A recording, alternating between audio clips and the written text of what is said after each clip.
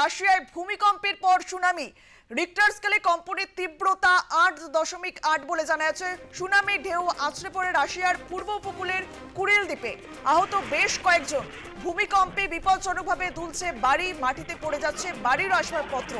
Social মিডিয়ায় viral রাশিয়ার পূর্ব Kamchatka উপদ্বীপের সেই ছবি, যে ছবি আমরা আপনাদের সামনে তুলে ধরছি। রাশিয়ায় জোরালো ভূমিকম্পের পর সুনামি। জাপান উপকূলেও উঁচু ঢেউ আছড়ে পড়ছে। সতর্কতা জারি আমেরিকার কিছু জায়গায়। ভূমিকম্পের পর সুনামি। বুধবার রাশিয়ার সুদূর পূর্ব কামচাটকা উপদ্বীপে কেঁপে ওঠে ভূমিকম্পে। কম্পনের মাত্রা রিক্টার স্কেলে 8.8। এ বিষয়ে আমরা কথা বলবো। আমরা সরাসরি চলে যাবো আমাদের প্রতিনিধি সায়ন্তিকা বন্দ্যোপাধ্যায়ের কাছে। সায়ন্তিকা, ভূমিকম্পের পর সুনামি রাশিয়াতে এবং বিভিন্ন আসবাবপত্র, ঘরের আসবাবপত্র তা একেবারে নিচে পড়ে যাচ্ছে, যে ছবি আমরা তুলে ধরছি দর্শকদের কাছে, কি জানতে পারছো এই বিষয়ে? দেখো, রিক্টার স্কেলে কম্পনের মাত্রা 8.8, অর্থাৎ নেহাতি কিন্তু খুব একটা মানে কম ভূমিকম্প বা কম শক্তির ভূমিকম্প এমনটা কিন্তু একদমই মনে করার কোনো প্রয়োজন নেই। 8.8 মানে কিন্তু যথেষ্ট শক্তিশালী একটা ভূমিকম্প, এবং এই ভূমিকম্পের পরই এর পাশাপাশি কিন্তু সুনামি, অর্থাৎ একদিকে ভূমিকম্প অন্যদিকে সুনামি, জোড়া ফলায় বিধ্বস্ত রাশিয়া। এবং ইতিমধ্যেই যেরকমটা জানতে পারা যাচ্ছে যে জাপানেও কিন্তু যথেষ্ট উঁচু ঢেউ আছড়ে পড়ছে। একদিকে রাশিয়া, একদিকে জাপান, এর পাশাপাশি কিন্তু আমেরিকাতেও ইতিমধ্যেই সতর্কতা জারি করা হয়েছে। জাপান, রাশিয়া, আমেরিকা এই সমস্ত এলাকায় সমুদ্র তীরবর্তী এলাকার মানুষজনের কে কিন্তু একদম নিরাপদ স্থানে সরে যাওয়ার কথা বলা হয়েছে। হাই অ্যালার্ট জারি করা হয়েছে। এর পাশাপাশি আরও যেরকমটা জানতে পারা যাচ্ছে যে এই আগামী বেশ কয়েক ঘন্টার মধ্যে কিন্তু একাধিক ভূমিকম্প, অর্থাৎ যে আফটার শক, সেই আফটার শকের কিন্তু সম্ভাবনা রয়েছে। এবং প্রবল বেগে ঢেউ আছড়ে পড়তে পারে রাশিয়ার বিভিন্ন এলাকায়, মূলত সমুদ্র তীরবর্তী এলাকায়। এবং আরও যেরকমটা জানা যাচ্ছে যে এই ভূমিকম্পের পরে রাশিয়া, হাওয়াই, জাপান এবং মার্কিন যুক্তরাষ্ট্রের প্রশান্ত মহাসাগরীয় উপকূলবর্তী এলাকায় সতর্কতা জারি করা হয়েছে। বিশেষত রাশিয়ার উত্তর কুরিল দ্বীপপুঞ্জের সেভেরো কুরিলস্ক শহরে সুনামির ঢেউ ইতিমধ্যেই কিন্তু আছড়ে পড়েছে। সোশ্যাল মিডিয়া থেকে প্রাপ্ত একাধিক ভিডিওতে ইতিমধ্যেই দেখা যাচ্ছে যে ঘরের মধ্যে দিয়ে, বা ঘর শুধুমাত্র নয়, উঁচু উঁচু আবাসনের মধ্যে দিয়ে কিন্তু ইতিমধ্যেই জল বইতে শুরু করে দিয়েছে। এবং এই যে ভূমিকম্প বা যে আফটার শক যেটা হচ্ছে, সেই আফটার শকের জেরে কিন্তু যথেষ্ট কম্পন অনুভূত হচ্ছে মাঝে মধ্যে রাশিয়া, জাপান বিভিন্ন জায়গাতে। ঘরের আসবাবপত্র স্বাভাবিকভাবেই পড়ে যাচ্ছে। বেশ কয়েকটা জায়গায় রাস্তায় ফাটল দেখা দিয়েছে, এমনটাও কিন্তু এখনো পর্যন্ত জানা যাচ্ছে। তবে সবথেকে এখনো পর্যন্ত যেটা আশ্বস্তের খবর, যে সেই অর্থে প্রাণহানির খবর এখনো পর্যন্ত কিন্তু সামনে আসেনি। দেখো, বাদবাকি যা ক্ষয়ক্ষতি, সেই ক্ষয়ক্ষতি কিন্তু সময়ের সঙ্গে সঙ্গে সামাল দেওয়া যাবে, কিন্তু একটাও প্রাণ যদি চলে যায়, সেই প্রাণ কিন্তু আর ফিরবে না। এবং কিছুটা হলো স্বস্তির খবর যে সেই প্রাণহানির খবর এখনো পর্যন্ত সামনে আসেনি। এর পাশাপাশি যদি একটুখানি আমেরিকার কথা বলা যায়, আমেরিকাতেও কিন্তু বিভিন্ন জায়গাতে যে সুনামির মতন যে বড় বড় ঢেউ, সেই বড় বড় ঢেউ কিন্তু আছড়ে পড়ছে। এবং যেরকমটা জানা যাচ্ছে যে আমেরিকাতেও কিন্তু এই ভূমিকম্প হয়েছে রাশিয়ার ভূমিকম্পের জেরে। আমেরিকাতে ভূমিকম্পের উৎসস্থল ভূপৃষ্ঠ থেকে 19.3 কিলোমিটার গভীরে, এবং সেই কারণে সুনামি সতর্কতা জারি হয়েছে মার্কিন যুক্তরাষ্ট্রেও। মার্কিন কর্তৃপক্ষ কিন্তু সুনামি সতর্কতা জারি করেছেন। হাওয়াই দ্বীপে সুনামি সতর্কতা জারি করা হয়েছে। ক্যালিফোর্নিয়ার উত্তর অংশ, যেমন ক্রেজেন্ট সিটি, ক্যাপ মেন্ডোসিনো, এই সমস্ত অঞ্চলগুলিতে সতর্কতা জারি করা হয়েছে। 2 থেকে 5 ফুট পর্যন্ত ঢেউ আছড়ে পড়ার সম্ভাবনা রয়েছে। জাপানের ক্ষেত্রেও কিন্তু 2 থেকে 5 ফুট বা সর্বোচ্চ 8 থেকে 9 ফুটের ঢেউ কিন্তু আছড়ে পড়তে পারে, এখনো পর্যন্ত কিন্তু এমনটাই জানা যাচ্ছে। এবং এর ফলে একদিকে যেরকমটা তোমাকে বললাম অঙ্কিতা, যে সমুদ্র তীরবর্তী এলাকার যারা মানুষজন রয়েছে তাদেরকে কিন্তু ইতিমধ্যেই নিরাপদ স্থানে বা উঁচু স্থানে সরে যাওয়ার কথা বলা হয়েছে।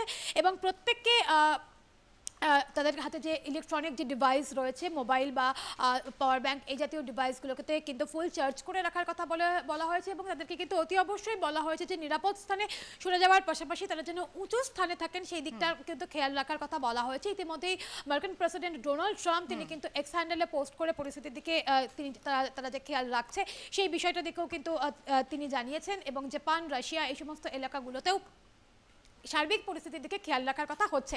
একটা গুরুত্বপূর্ণ বিষয়, কিছুদিন আগেই আমরা দেখলাম, দিয়ে মাত্র দিন দুয়েক আগে, যে আন্দামান কিন্তু কেঁপে উঠেছিল এই ভূমিকম্পে।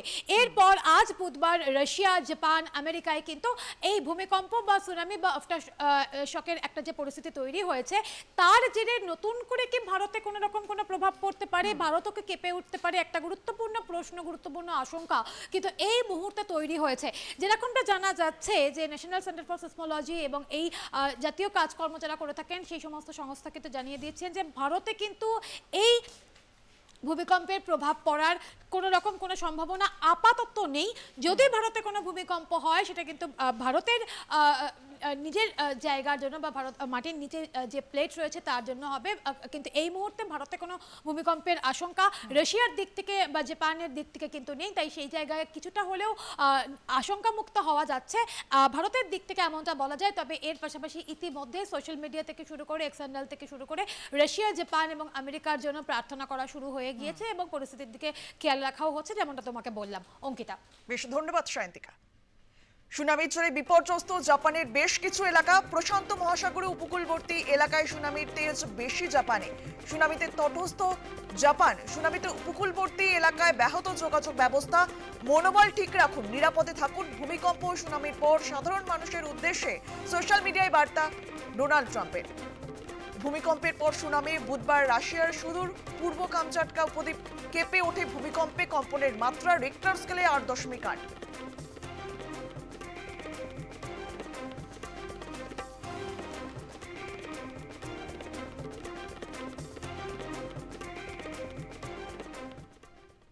আর এই বিষয়ে আমরা কথা বলেছিলাম ভূতত্ত্ববিদ সুচিপ কর এবং বিজ্ঞান সাংবাদিক সুজয় চক্রবর্তীর সঙ্গে। তারা ঠিক কি বলেছেন শোনাবো আপনাদেরকে। যে অঞ্চলটাতে ভূমিকম্প হয়েছে সেখানে অলরেডি সুনামি ঘটে গেছে। কামচাটকা উপদ্বীপের পূর্ব উপকূলে ভূমিকম্পের উৎসস্থল এবং রেক্টার স্কেলে 8.7, মাটির তলায় 19.2 কিলোমিটার গভীরতায় এই ভূমিকম্পের উৎপত্তি ঘটেছে। তারপর সারফেসে এটা স্ট্রাইক করেছে। প্রশান্ত মহাসাগরীয় পাত প্রায় 19 থেকে 20 মিটার সমুদ্রের তলায় প্রবেশ করে গেছে, যার ফলে আলটিমেটলি কিন্তু এই ভয়ঙ্কর অবস্থাটা তৈরি হয়েছে। এর ফলে সুনামির সম্ভাবনা শুধু কামচাটকা নয়, তার সাথে সাথে জাপান, কানাডা, উত্তর আমেরিকা, এছাড়া দক্ষিণ পূর্ব এশিয়ার বেশ কিছু দ্বীপপুঞ্জেও কিন্তু ভূমিকম্প সংঘটিত হতে পারে। এছাড়া যেটা গুরুত্বপূর্ণ বিষয়, সুনামিও ঘটতে পারে। এছাড়া দক্ষিণ গোলার্ধেরও বেশ কিছু জায়গাতে এর প্রভাব পড়বে। অর্থাৎ এই যে ভূমিকম্পটা সংঘটিত হলো, এর ফলে পৃথিবীর মোট 8খানা যারা বড় পাত, প্রত্যেকটা পাত কিন্তু এই মুহূর্তে তাদের ব্যালেন্স হারিয়ে ফেললো।